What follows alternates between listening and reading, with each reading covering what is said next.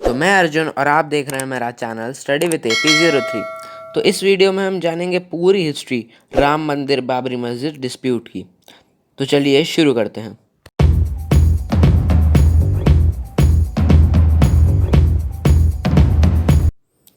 तो अयोध्या डिस्प्यूट इतना पुराना है कि इसे 4 जनरेशन्स 4 पीढ़ियाँ इसे अपने सामने सामने देख चुकी हैं।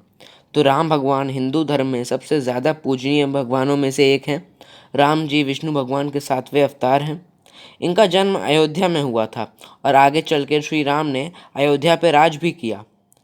तो फिर मिडीवल इंडिया में श्री राम की जन्मभूमि पर एक मंदिर बनाया गया जिसका नाम था जन्मभूमि मंदिर। फिर 1528 में बाबर का एक सेनापति मीर बाकी ने मंदिर तोड़वाकर 1528 में मस्जिद बनवाया जिसका नाम रखा बाबरी मस्जिद। तो यही पूरा विवाद है।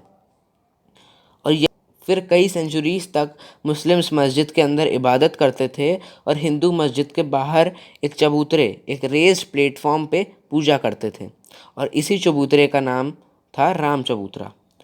फिर 1885 में महंत रघुवर दास ने फैज़ाबाद कोर्ट में एक पटिशन एक याचिका फाइल करी कि राम चबूतरे पर एक मंदिर बनवाया जाए, लेकिन उनकी ये बात नहीं मानी गई। फिर ये रिजेक्ट होने के बाद सब कुछ सही चलता रहता है, लेकिन 22 दिसंबर 1949 की रात को श्री राम की मूर्ति रख दी जाती है मस्जिद के अंदर और यही पूरे विवाद की शुरुआत होती है। फिर 1950 में महंत रामचंद्र दास ने कोर्ट में पिटीशन फाइल करी कि कोर्ट हिंदुओं को पूजा करने दे मस्जिद मंदिर में, लेकिन फिर कोर्ट ने मंदिर मस्जिद के अंदर जाने पर रोक लगा दी और हिंदू चाहे वो हिंदू या मुस्लिम और पूरे परिसर प्रेमाइसेस पे ताला लगा दिया गया।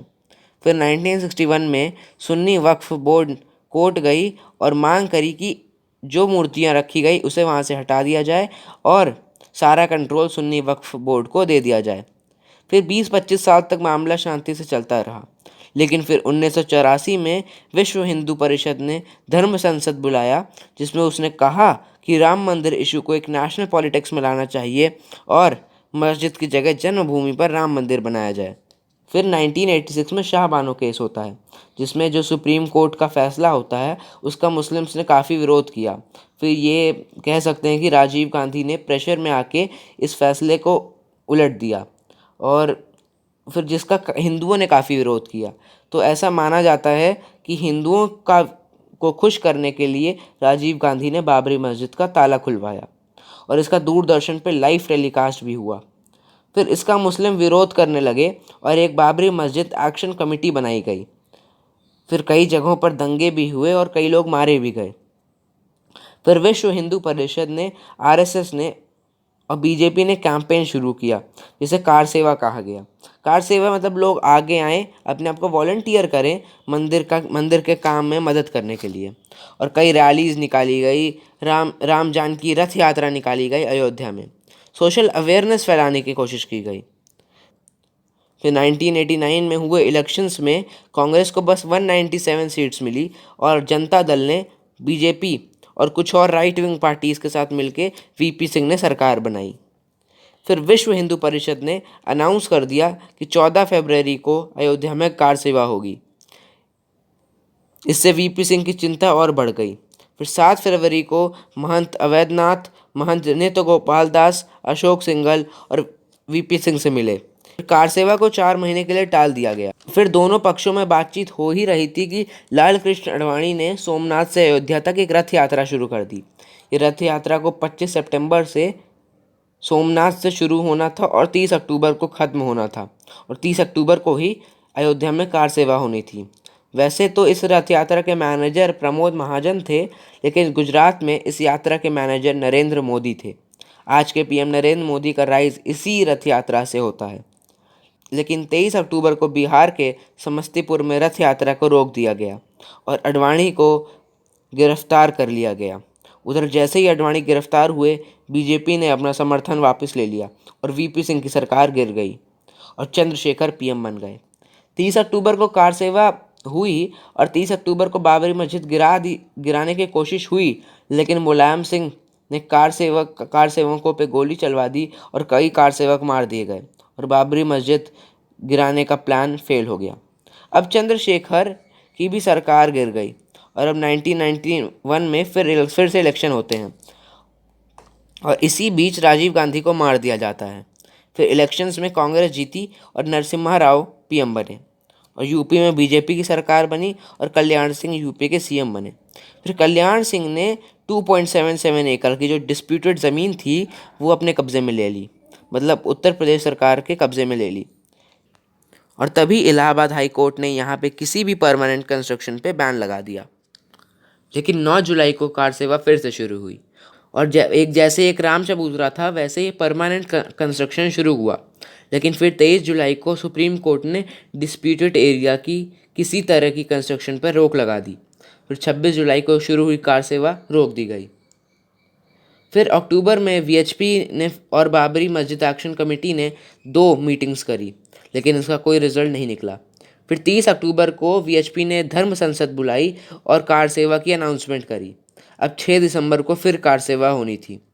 फिर 6 दिसंबर को 2 लाख कार सेवक अयोध्या पहुंच चुके थे और वीएचपी, आरएसएस, बीजेपी के बड़े नेता जैसे अशोक सिंघल, लाल कृष्ण अडवाणी, मुरली मनोहर जोशी, उमा भारती, विनय कटियार जैसे बड़े नेता वहां पहुंचे।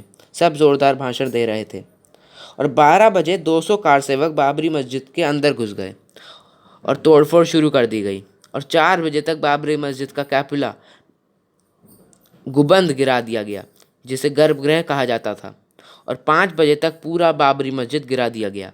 उस दिन मर्यादा पुरुषोत्तम के नाम पर सब अमर्यादित थे।